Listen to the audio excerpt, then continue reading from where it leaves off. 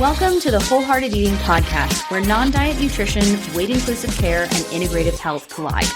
We're your hosts, Dana Montes and Christina Hoyt, licensed integrative clinical nutritionists and body image coaches. And we believe you deserve to have a joyful relationship with food in your body, even if you have a chronic health condition or symptoms that just won't quit. On this show, together and with our guests, we're bringing the real talk, no BS vibe with tangible tools to help you pursue health and wellness without obsession or restrictions. Remember our disclaimer, this podcast is meant for general information purposes only and should not be taken as a substitute for medical advice, diagnosis, or treatment. Welcome to our lives. Yes, exactly. So, okay, today we're going to be talking about how to manage chronic symptoms or symptoms in general around the holidays. Whether Chronic you health, have whatever. Yeah, an autoimmune disease, whether you have a chronic health condition, or if you're one of my GI health girlies, or, you know, whatever it is, if you've got some things going on and you're like, oh God, what am I going to do around the holidays? This is the episode for you. We were just talking about earlier when we were doing our outline. It's like, how have we not done this yet? Because this is something that Christine and I have been living with for over 10 years at this point. Oh, well, and we were kind of over. like, how have we not done this episode before? But either way, we got a lot of practical tips for you. We've got some other things for you. It's going to be great. Yes. You know what's one thing we didn't really prep for that I think could be interesting to kind of weave in here, guys, is diabetes management in here too, right? Like we have Which could be its whole own episode. Easily, but it could very easily be like its own little like subset in here. But I do think it's important to do it because I think a lot of people probably are trying to manage that at the same time. And this is very GI reaction focused more than it is like other health component focused, because that's our main perspective, because we're talking a lot about our own issues with, you know, digestive stuff and having celiac disease and, you know, all of the things. So this is all to say there's a lot of different layers here. And one is we get it. It's annoying AF. And it would be so nice if we could just go to the holidays and just eat whatever. That would be so nice. But that's unfortunately not the case. And I think that there is something to like taking that and being able to honor that a little bit and saying that it's annoying and that it's frustrating and you wish that it wasn't this complicated. And it's as much as you want everybody to like help support you by making the meal as safe as possible. You also, I feel for myself, I won't speak for others, but I know for myself, as much as I want people to make the meal as safe as possible for me, I also get really annoyed when people pester me with questions about what's okay and what's not okay. And I know that probably is kind of shitty because they're just trying to be nice, but I'm like, I don't want to have to answer these questions. And I wish that it was different. And I just feel like I get that and I find it annoying and the whole thing is frustrating. It is. And it's just a really hard situation because it's like, oh, holidays and celebratory foods and like all the different things. And especially when, you know, we've just had Thanksgiving and then we have all the December holidays coming up. And this can be the same thing for birthdays and other holidays and stuff like that. But when one of the main focus points is food, naturally, there's going to be a lot of anticipatory anxiety if you're dealing with symptoms or you're managing a chronic health condition, no matter what it is, because there's an element of food in like managing your chronic health condition without it being extreme, right? Like that's what we're about here, is trying to take things back from the extremes and be like, okay, you don't have to do everything 100%. You don't have to eliminate every single thing in order to manage your symptoms. At the same time, we also want to be able to enjoy the holidays and enjoy holiday foods and not feel like we're missing out on everything and just be like, well, I have to eat plain this and plain that. And then it's like, boo-hoo is me, because you're sad on the inside because it's like, wow, I really wish I could eat all of the things that people are eating. And then people around you being like, wow, that's so sad. Why do you have to eat that? And you're like, I really wish I didn't. I wish I could be like you.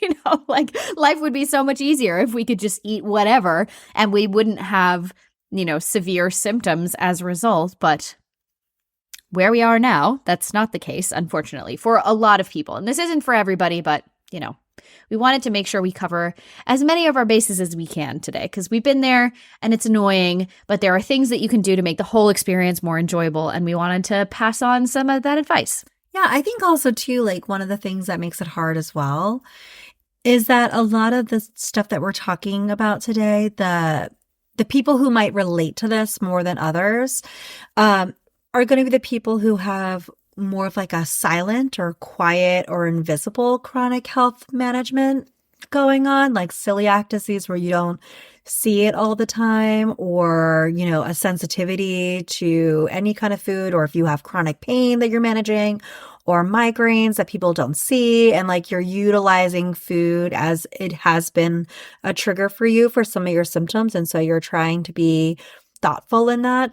And it can be really hard when you have something like that where it's like invisible and you feel like everything that you're doing is so under this like microscope because everyone's watching it, because the way you're interacting with food is very different than the way they are, but they don't see what's different about you, And I think that is really really hard, and what makes some of that anticipatory anxiety heightened, because sometimes the anxiety is about what are people going to think, what are people going to say, what are people going to do, and also at the same time, what if I just say, screw it, I'm just going to eat anything and everything and I'm not going to make a fuss about it, and then I feel like crap, and then I go home quietly to myself, and for the next 3 weeks I'm trying to recover from this.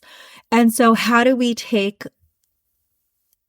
that reality and make a little bit of a plan for how you can navigate this in a way to make it a little bit easier for you all at the same time, and maybe take down some of that anxiety? Yeah. So we wanted to approach this from two main avenues. One is navigating conversations with people around this kind of stuff, because inevitably when there's food on the table and food is the main focus, things are going to come up. Whether you're having holidays with people who have known that you have this issue for 10 years, like ours, and yet still we have to navigate these kinds of comments. Dad, I hope you're listening. But then also Mr. Monsees. Yeah, he knows. I'll give examples of this later. I love my dad, but he does not always remember that I have celiac. It's like a running joke in my family. My dad too. God bless his heart. He's like the sweetest man ever. But yes. But yeah, so we'll talk about like how to navigate that kind of stuff. But then we also wanted to give you some very practical tips around like the food itself and what you can do in terms of like before the meal, and then things to bring, and then how to decide what to bring without completely overwhelming yourself. Because what we're not going to tell you to do is you have to bring, an entire full meal of all of the things. If you're hosting, it's going to be a lot easier to be in control of the different dishes.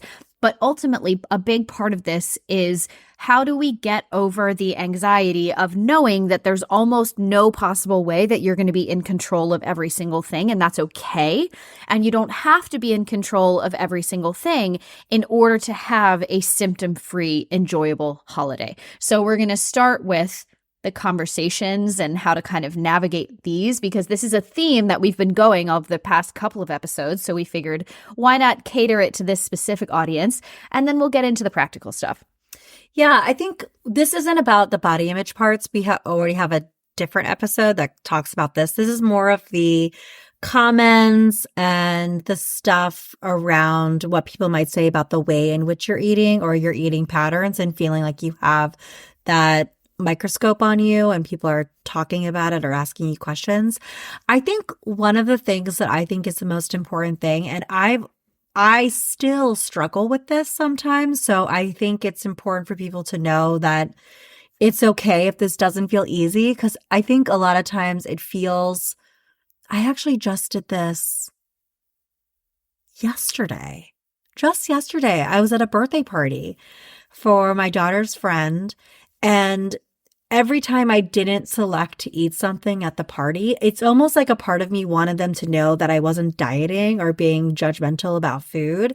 So I let everybody know why I wasn't having the rolls at this party and I was only eating the pork that was like smoked. And I'm thinking to myself, like, I'm doing all of this to make sure that people know what's going on. But then at the same time, it's like you have to remind yourself, you don't have to tell anyone anything about what you're doing with food and like what you're not doing with food. And it's really nobody's business. Who gives a crap if I'm not taking the potato roll and making it into a sandwich? It's really nobody's business. But it is hard when you have this silent illness because, and also too, I think there's like a special mishmash, like, what's the word I'm looking for? Like a mashup that happens when you are doing this type of non-diet type work and you don't want people to think that you're choosing something. Do you know what I mean? Has this ever happened to you? Okay. Yeah, I was just going to say that also. It's like, this is an interesting perspective to come from as well, because when you're a practitioner in this field or you work in the health field, and you have a non-diet, non-restrictive perspective, I feel like one of the most helpful things you can do as a practitioner, if that's available to you, in terms of like basically giving permission for other people to eat around you, which is a weird thing to say, but it's kind of like a leading by example. You know, if for example, if I didn't have celiac disease and we had, you know, rolls and mashed potatoes and like all these other things on the table, first of all, I love those foods, so I'm going to be eating them anyway. But I think it also makes a statement of when people are like, oh, Dana's a dietitian and she's eating these foods. Like, I always thought those were unhealthy and like I shouldn't be eating those and other stuff like that. And so there is an aspect to leading by example. And so, you know, when you mention like, I want to make sure people know I'm not eating these things for the reason of like dieting or something like that, I totally know what you mean, because you want to be like, no, I promise, like it's not like a health thing. It's not like a diet thing, you know, like I'm not saying that your food is bad or unhealthy or anything like that. You know, it's just, I wish I could and I would, but I have celiac and so I cannot because I don't want to end up in the hospital, you know? And so it's almost like you want to make people feel less bad. But going back to what Christina was saying is like, you don't have to tell anyone or you don't owe an explanation to anyone of what you're doing or not doing, because ultimately it is nobody's business. But there is this weird kind of impulse that happens of like, oh, but I want to make sure that they know that it's okay for them to eat it. Or that I don't think there's anything wrong with their food that they're serving. Yeah. Right? Yep. Like, it's not like I'm sitting there looking at their stuffing and being like, ew, I can't believe you're eating this. Uh-huh. But meanwhile, it's more of like, man, internally what's really happening is like, oh, crap, I can't eat that. I really wish that I could. Mm-hmm. So then you want people to know. And I think it's hard to navigate that when you're kind of in this place. And so I have to remind myself often, I don't have to explain anything. Mm-hmm. Like, I can just do what I'm doing. And then if someone asks me a question, I can decide how I want to answer. I can say, oh, I'm not having a roll because, or if someone makes some kind of comment to me of like, oh, Christina, you must be the dietitian who's so healthy, you don't want to eat the potato rolls. And I can be like, no, those look amazing. And I can't have them because I have celiac disease. And so I think that there is like this dynamic that can happen. And I think it's important for people to remember that it's nobody's business. Eyes on your own plate. You don't have to explain anything if you don't want to. You can change the subject if you want to. You can literally not do anything, and don't feel like you have to make a disclaimer as you're building your own plate. Because that's really about us thinking that that we might be judging other people or people might be judging us. And if everyone's just focused on their own damn plate, everyone can move through dinner so much easier. Yep. And it's hard, but I think that's like a really important reminder. Mm-hmm. And I think in some ways, having a diagnosis of celiac or an allergy or other things can actually make things easier in a certain aspect, because those are things that more and more people know about, right? Like if you have a peanut allergy, no one's going to be like, oh, are you sure you can't have a little peanut butter? Like no one's going to say that, you know. With celiac, we still get that from time to time. But like if you don't have celiac, if you don't have an allergy, if you have gut issues, if you have other stuff, if you like have a really severe reaction when you eat strawberries or, other fill in the blank food, it can be harder to explain that, especially when it does seem more invisible and when you don't want to explain the severe IBS that you've been having over the past year at the dinner table, right? And so let's say this is your first holiday season with a new diagnosis, or it's your first meal that you're having with people that don't know your situation, right? And you're trying to minimize eating certain foods because you don't want to shit your pants, or you don't want to like break out, or you don't want to have, whatever it is, right? It's your preference. There are a couple different ways that you can go about this. You can do the like, oh yeah, I haven't been eating as much fill in the blank because it just doesn't make me feel great.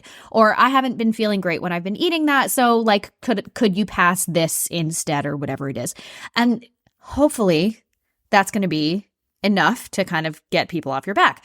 You could always do the like, oh no, I'm not eating butter because I don't feel like shitting my pants today. It really depends on the audience. Could you imagine?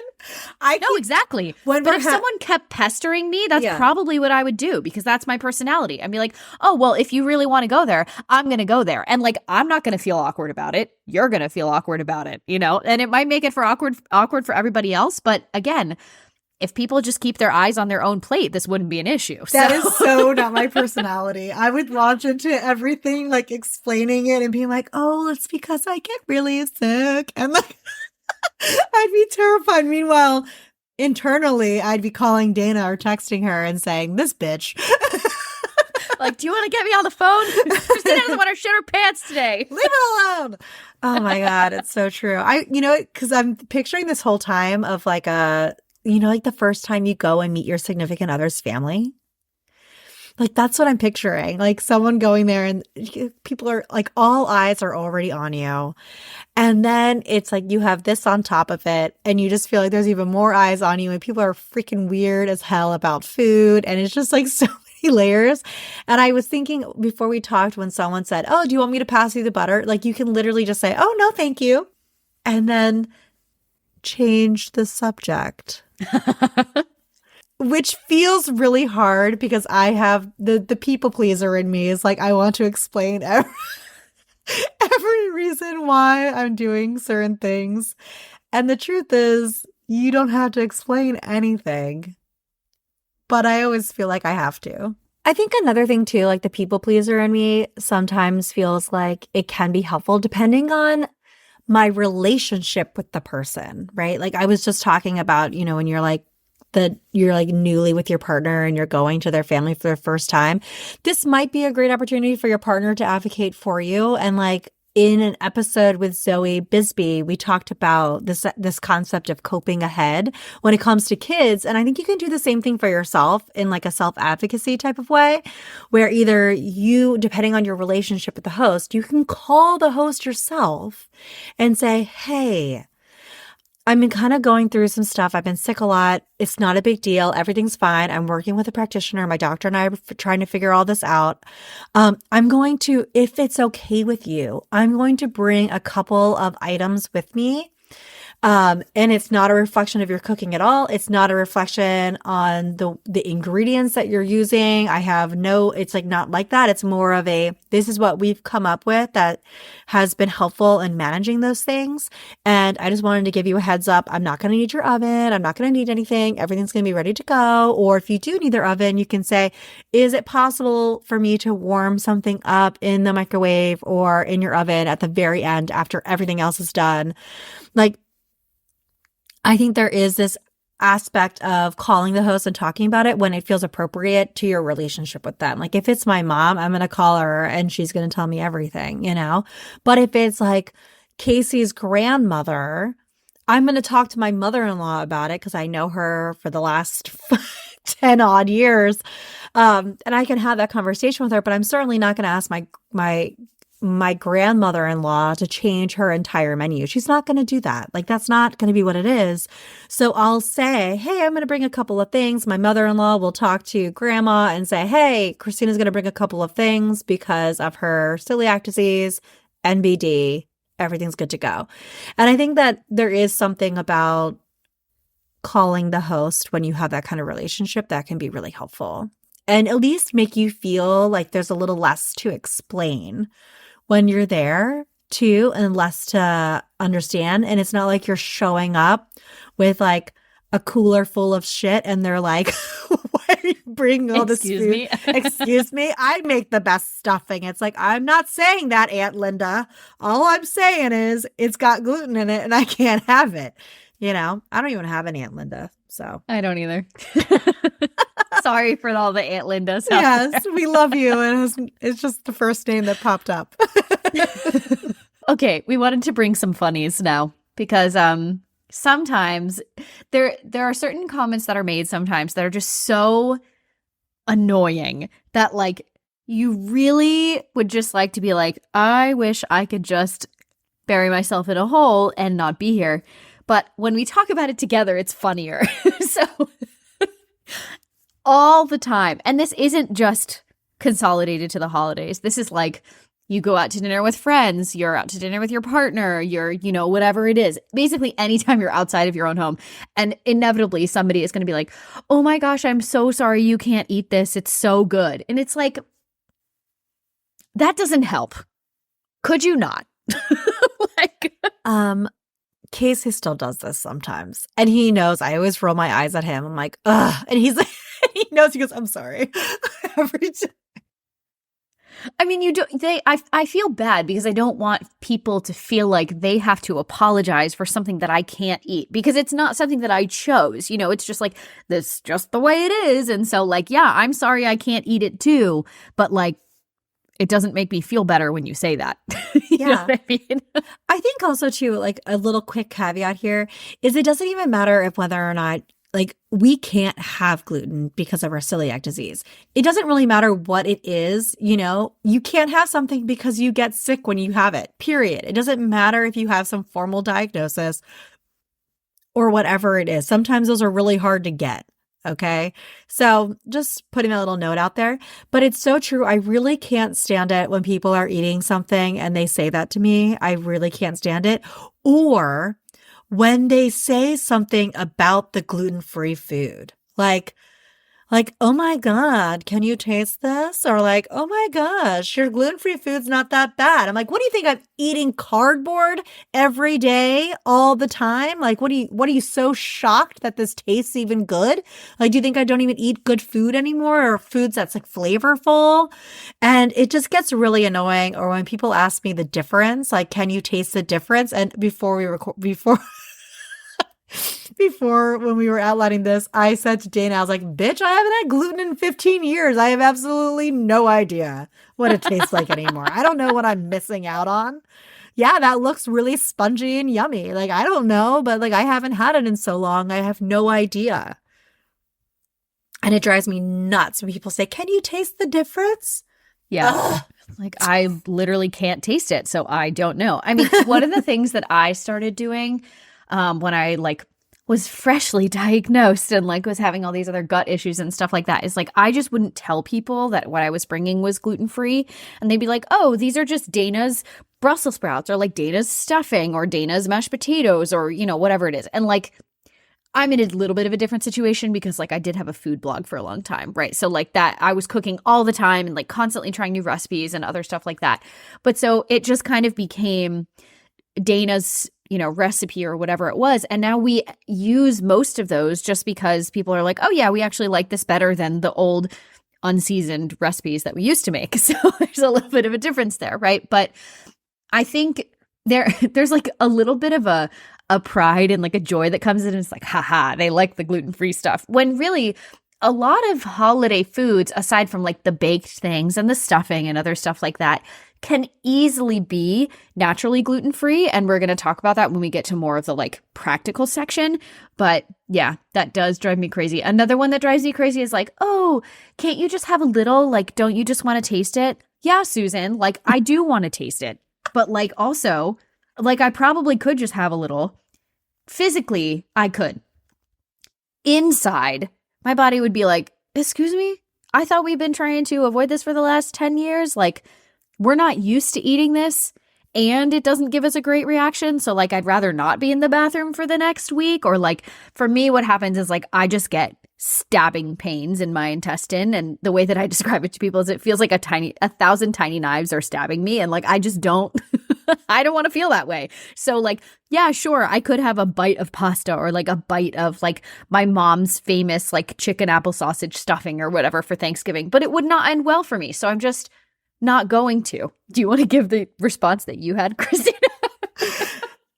I don't recommend that people say this, but the snarkiness in me that Dana brings out that I hold deep down in my soul is what I want to say is, how about you have a taste of this motor oil? Like, I mean, we can physically eat anything. Like, right? You can physically eat anything. That doesn't mean that it's good for you to eat.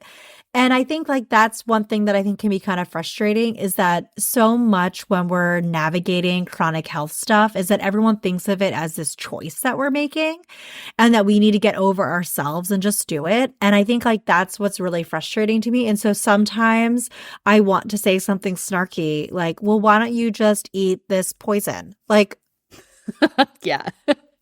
you know?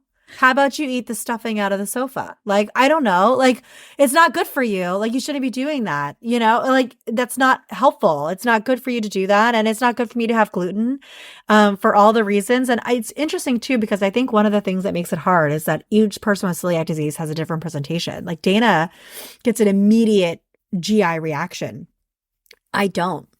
Mine's after the fact, like weeks later, where I'll get cold sores or I get like warts on my fingers or eggs, and I get sick more often and I'll have like really bad brain fog, or it triggers like a thyroid type response for me, like that happens after the fact.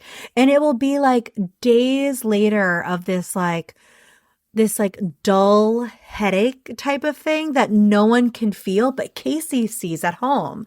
And so he'll be like, oh shit, this happened to Christina. Like she's laid out now and not able to like bring her full self. There's like a big difference between Christina who hasn't been glutened and Christina who has been glutened, because I just don't have the same energy. Like my body just, it works so hard in processing it that it just like shuts down every system.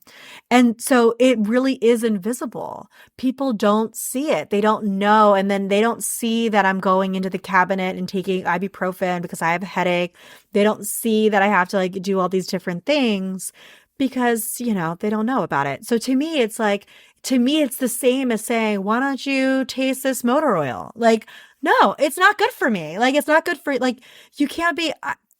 So yes, there's this part of me that wants to be really snarky and tell people to just shove it sometimes. And I feel bad for that because I think I'm a loving, nice person. But I just get really tired of people hyperfixating on what I'm eating.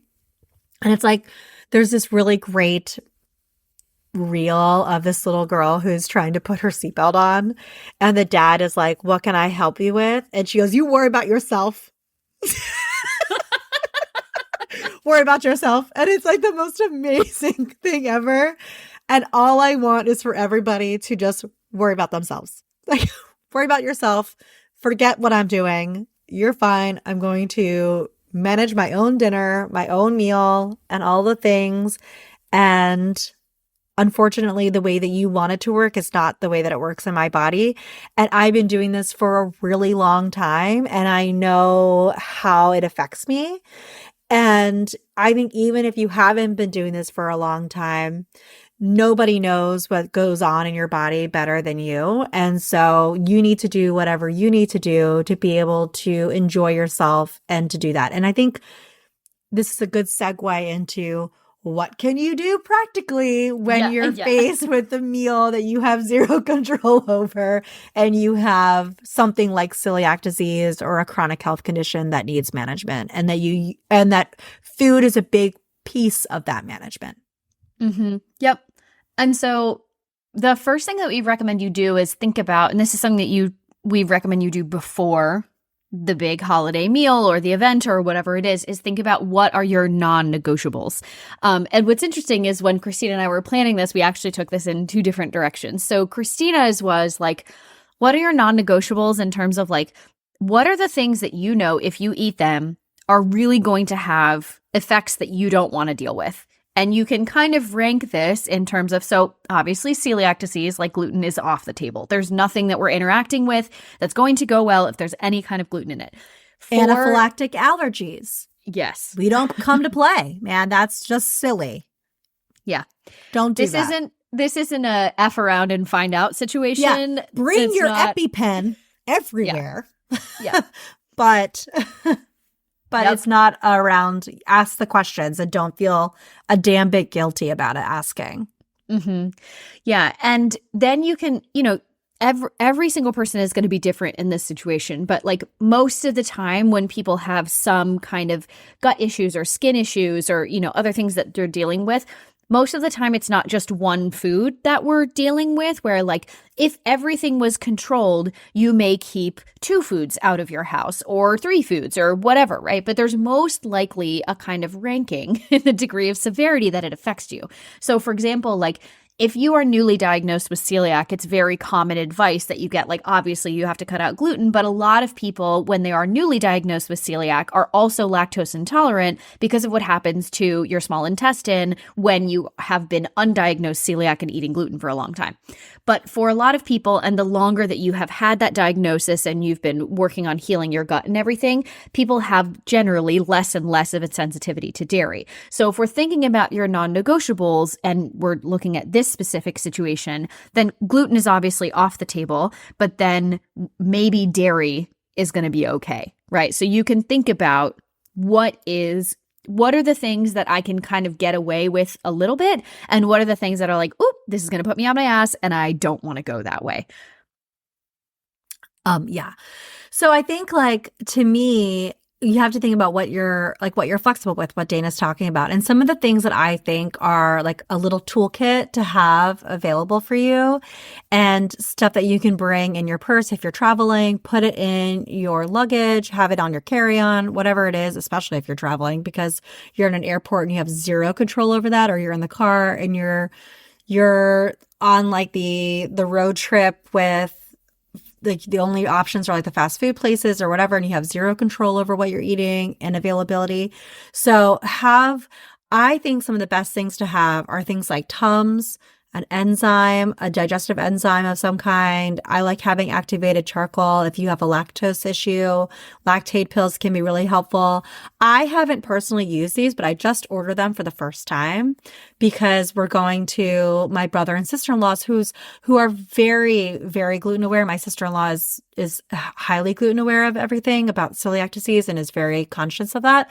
So I'm not overly concerned about there being an issue, but at my parents' house, it used to always be my parents did it and they knew, and I was heavily involved in the cooking. So it was a lot easier. But Dana just turned me into a product called Gluten Away that I want you to talk more about. That can be really helpful. This is not sponsored. This is just stuff we've used before. Oh, yeah. No, I've never used it. So I'm only having Dana talk about it because she's had personal experience with it, not because there's like sneaky ad entered into the chat. That would be genius, honestly. But no, it's like that old movie. Do you know what movie I'm talking about? When it's like that Christina, all you said was it's like that old movie. What? How am I supposed to know what that is? You know that movie with Jim Carrey and The Truman Show, and like all of a sudden his wife will turn around because he doesn't know that he's in part of a TV show. Have you ever seen this before, The Truman Show? No. Oh my God. Well, if you've seen it, it's like all of a sudden his wife turns, she goes, Nestle's is a wonderful snack. And he's like, what are you talking about? Who are you talking to? It would be like that. Oh, yeah. But so, okay, the one that we are talking about that is not sponsored, it's just something we've used before. And so this is a gluten-specific enzyme.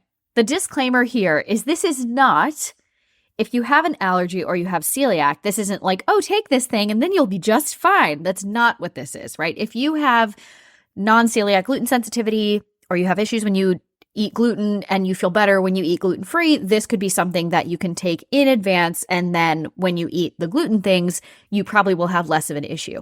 However, if you do have celiac, the one way that I have used it before, and for my clients that have celiac, this is something that I recommend. I they keep as part of, I call it like their celiac toolkit, especially when you're traveling or going for holidays or anything, is if you have an inkling or you know that there was some cross contamination, you can take this afterwards or during, and it's going to kind of lessen the effect. It's not going to be like oh, yay, everything is fixed and I'm probably not going to have any issues, but you're not going to feel as objectively awful as you would if you had nothing. And keep in mind, like, we're saying these things as like generally a symptom management toolkit that we use with our clients and different things that we recommend, but also always work with a practitioner on this kind of stuff. Like, we're not just like, oh yes, go out and buy all of these things. And these will be in the show notes as well. But yeah, I mean, we're obviously not saying like blanket statement, go take all of these supplements. Like if you have lactose intolerance, it's a good idea to bring lactate pills. If you get heartburn, it's a good idea to bring something like Tums. If you've been working with a practitioner like Christina or I, and you're like, oh yeah, they recommended that I take digestive enzymes, which with meals containing larger amounts of protein or fat or carbs or whatever, bring what you have, and if you do have celiac, there's this one, it's Gluten Away from Just Thrive Health. There's also Gluten Ease from Enzyme Medica is another one. There's a whole bunch of different brands out there that we are now seeing. Gluten Away was the first one that I was ever aware of, and so I did try that, and it was helpful for me when I was traveling. But yeah, these kinds of things I describe as like a toolkit or also like a security blanket, because they do a lot for alleviating the anxiety going into a stressful situation around food, because then you're kind of like, okay, well, if something does happen, at least I have a toolkit, right? Versus if you're going into the situation, you feel like you're walking on pins and needles and you're like, I don't know if this is going to happen. If it does happen, what am I going to do? I'm just going to feel awful. And there's, as we have many times talked about, the impact of stress on the nervous system and your digestive system can be enough to provoke symptoms, even if nothing has happened, or even if you haven't ingested any of the foods that may be causing your symptoms. So trying to minimize that anxiety by having a little bit of a toolkit or one thing that you can take or whatever it is can be very helpful. Oh, yeah, 100%. I think also, too, it's really important, like Dana already mentioned this in here, is that this doesn't change an autoimmune reaction to anything. It doesn't change that. This is not going to support you if you have an allergy to a food. It's not. It's just more of like a symptom management to support you in that moment. And I also do agree with Dana 100% that it does help with just knowing that you have something there that you can pull out of your back pocket if needed helps with the anxiety. I even noticed it helps with Casey's anxiety, because Casey gets really nervous about me getting gluten at his family's house or anything like that or anywhere. And so he'll turn to me oftentimes at dinner and say, do you have your activated charcoal with you? Like, do you have your stuff, like, just in case? And I'll turn to him like, yeah, I do. And he'll be like, okay, cool. And it's like almost like he feels better knowing that I have something just in case, because he's like, I watched and I talked to them about it. He goes, but you never know. Like, the first time I had Thanksgiving, they spent, bless my mother-in-law's heart, she spent the entire meal looking up gluten-free recipes, substitutes for everything. And then when she went to make the gravy, she just naturally, instinctually grabbed the flour, put it in there, and then all of a sudden, Casey laid into her. And I go, Casey, it's not that big of a deal. Like, I just won't have the gravy. He goes, but this is a big deal. I want you to have the gravy. And I'm like, I can't have it, so it's fine. Let's all move on now. Like, but there is something about about having something to kind of like help yourself to feel a little bit better. Not saying that you should have the gravy if you have celiac disease, if you see them put flour in it, like, that's not the recommendation. But there is something about being able to have that anxiety relief and knowing that, like, okay, I have something, especially if you find out after the fact. Like, this happened to me with a friend of ours who brought something over. I said, oh my gosh, this dip is so delicious. What's in the recipe? And then she's like, oh yeah. And then she started listing everything out. And then all of a sudden her eyes got really big and she immediately was like, oh shit, Christina, the last ingredient is breadcrumbs. And I was like, oh, great. God, this is fun. And so it's really nice to have in those instances where it's like you find out after the fact, like, oh gosh, The other non-negotiables that I think are really important to kind of the other side of the non-negotiables to have with yourself in that conversation to think about is what would you be really sad if you didn't get to eat? Like, what would make you really, really, really bummed if you didn't get to have it at your holiday table? And I think picking 1 to 2 things that you really love and a dessert. There is nothing worse than going to a holiday table, finishing this delicious meal, and then everyone else is cutting into something yummy, and you're like, what the hell? Like, where's my yummy thing? And everyone's like, well, you can have the ice cream. Like, I don't want just the ice cream. I want the pie too. So I think having something that you can either buy or bring or whatever, or make yourself if they're into that, to bring, I think is really important to think about as well. And to consider what things that you really want to have that are really special to you for that meal. Do you really want to make sure that you have bread? Other things that are really important to you. I think it's necessary to make sure that you're not going to leave that meal feeling at all like you were deprived or had any kind of scarcity, because that can get triggered so fast when you're managing chronic health symptoms, especially when you're going into big meals like this and a lot of lack of control around it. I think making sure that you're set up to feel like you're not going to feel like you're having any kind of scarcity is really important. Yeah. And so thinking about what are your favorite holiday foods? Christina mentioned before, she's always got to have stuffing. That's her thing, right? And so she's going to figure out whether she is buying a mix or she's making it herself, or, the people who are hosting are going to make a gluten-free stuffing, right? And these are the kinds of check boxes that you can go through. Is like, okay, well, obviously we would love if the entire meal was you friendly, but if that's not possible or feasible or practical, then you want to pick 1 to 2 things at the main meal that typically would not be within your restrictions or whatever it is, and see if you can substitute those, or if there's a simple way that you can make the thing that is always made to your restrictions or your guidelines or whatever. So for example, with gravy, an easy fix if you're celiac is you just use cornstarch instead of flour, right, is one thing that you can do. Or you can use rice flour, you can use tapioca starch, or you can use arrowroot flour and make a slurry. There's so many different things that you can do, right? If you know that the gravy or whatever it is, and gravy is just a good example, is always going to have gluten in it, and you love gravy, make your own gravy. You can buy it. You can find a recipe. We have a whole bunch of recipes that we're going to share with you after this in the show notes. But so for me, because we have been doing this for about 10 years, most of the things that I care about eating are going to be naturally gluten-free, or I'm going to make them in a way that is gluten-free, right? So like I always make gravy for myself, and then typically I'm either bringing my own bread that I've bought from like a bakery or the store or whatever it is, and then I bring crackers for appetizers, and then I figure out what I'm going to do for a dessert. I love baking, so usually I'll make some kind of dessert. And so sometimes I'll just I'll buy a gluten-free pie crust, and then I'll just make regular apple pie. Same recipe, just sub the pie crust, right? Or what I've also done before is I'll make the same filling for apple pie, but I just make a crumble on top instead of doing like a single crust or a double crust or something like that.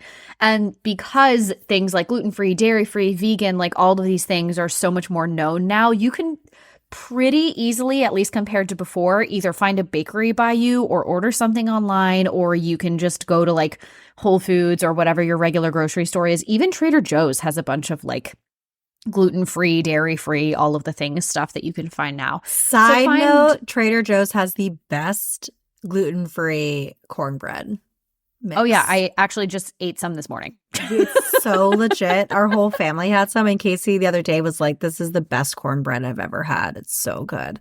Yeah, it's really heads good. Up. Yep. And then, so I usually buy a pie crust. Christina recommends the boxed King Arthur gluten-free brownie mix she loves. It's so good, especially if you just want something really quick and easy that you can kind of make and throw together. And then you don't have to have it warmed up or anything. It can just be there. And then it's really great with ice cream when everyone's serving.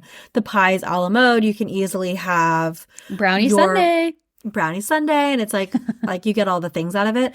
Dana glossed over the crackers that you bring, and I think that's so important to bring that, because I don't know about y'all, but I want to be able to have crackers if people are having dips and stuff. When people tell me oh, I have the crudités, I'm like, that's great, but that's not all I want.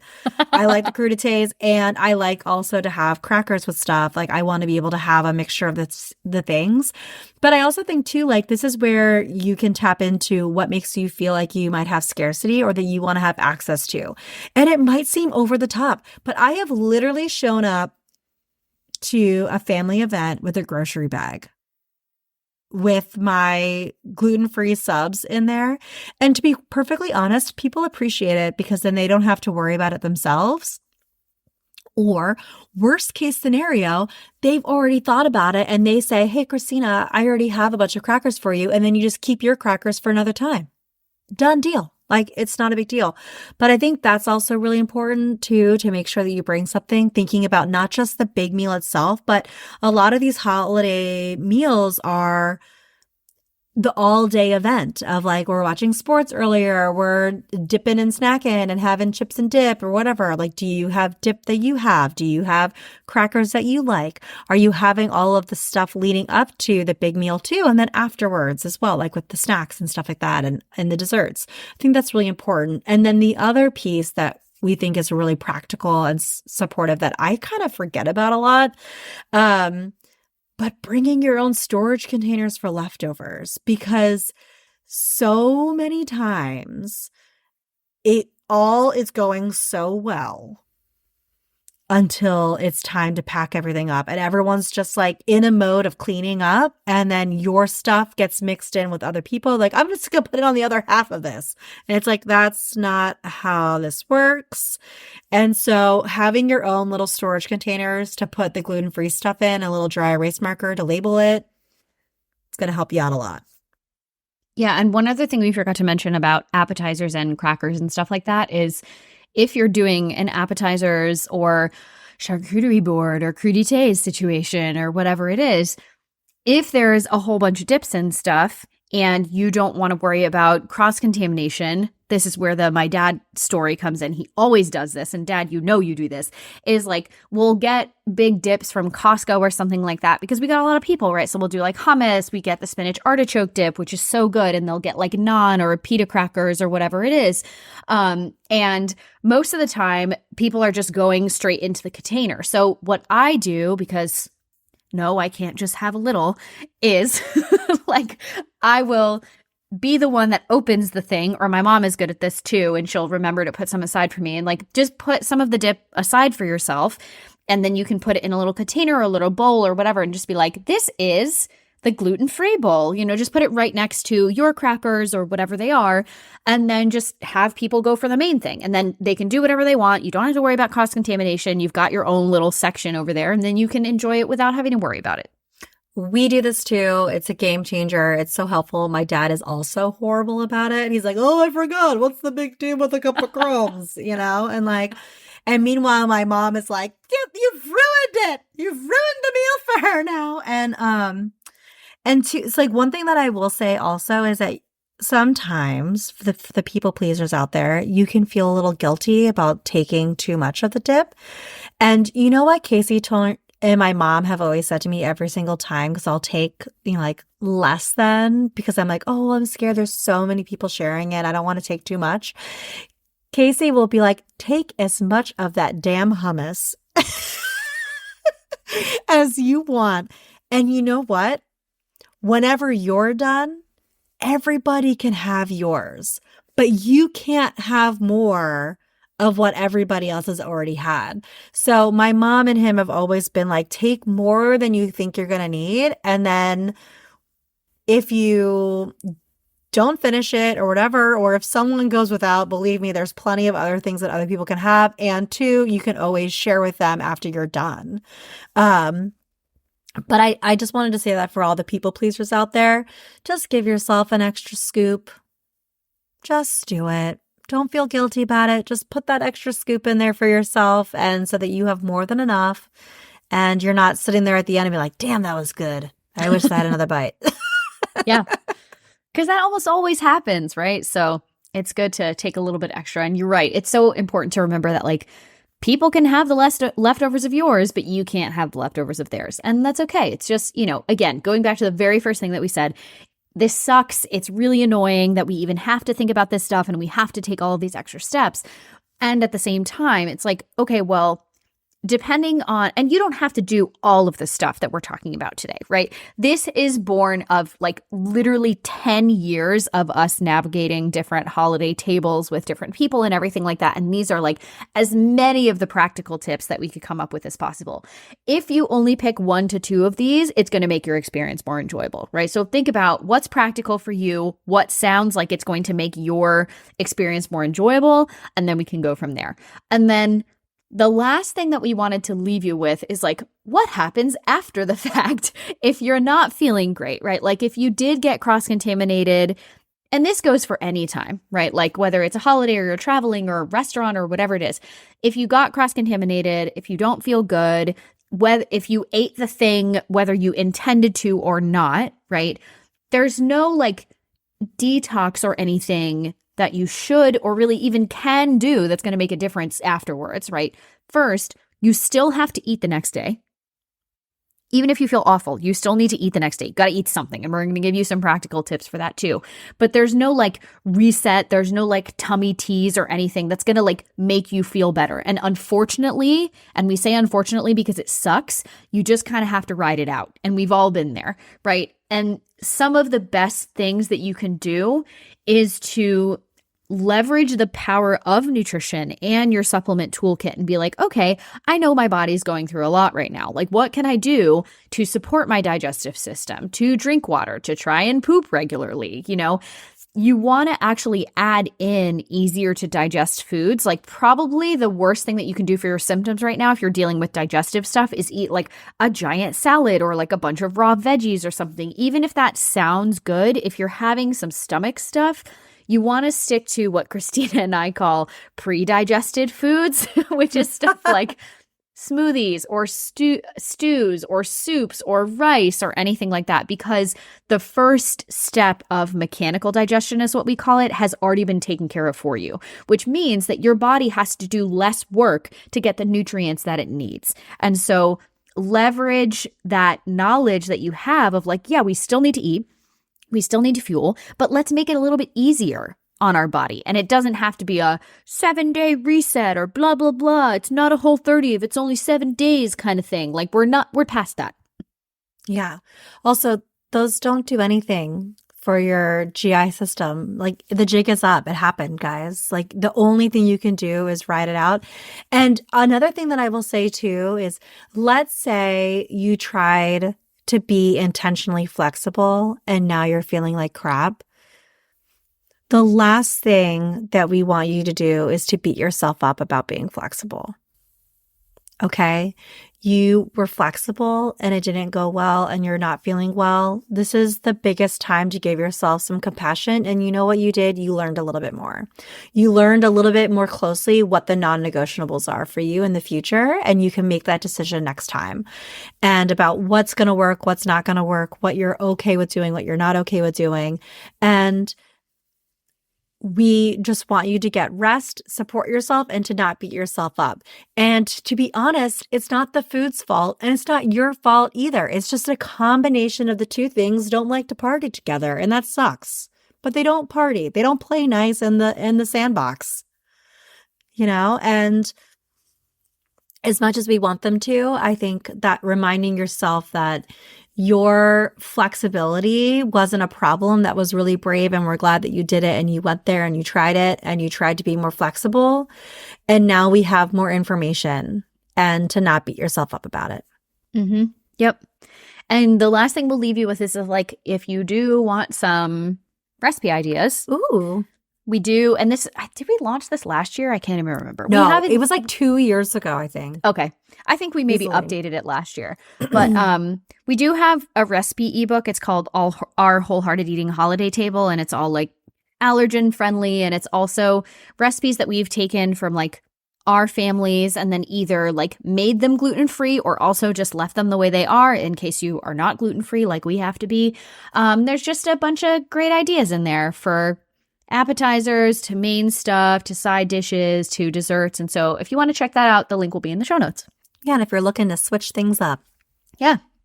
I know I'll be making not all of them, but like a bunch of things from there. So Yeah, for sure. we hope this was helpful for you all. Since we're like smack dab in the middle of the holidays right now, if you have additional questions, definitely let us know. You know where to find us. hello@wholeheartedeating.com if you want to email us. Find us on Instagram at wholeheartedeatingpod. You can also, if you're on Patreon, you can also comment on this episode or the show notes or, anywhere. We're everywhere you want to find us. And enjoy your holiday meals without stress. Happy holidays.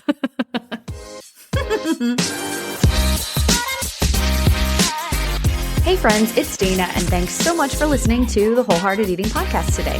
Find us on social media at Wholehearted Eating Pod on Instagram and at wholeheartedeating.com for more information about working with Dana and Christina for one-on-one nutrition counseling. If you love the show, we would love you forever if you'd share an episode with your family and friends, or tag us on social media, or leave a 5-star rating or review wherever you listen to podcasts to help more people find the show.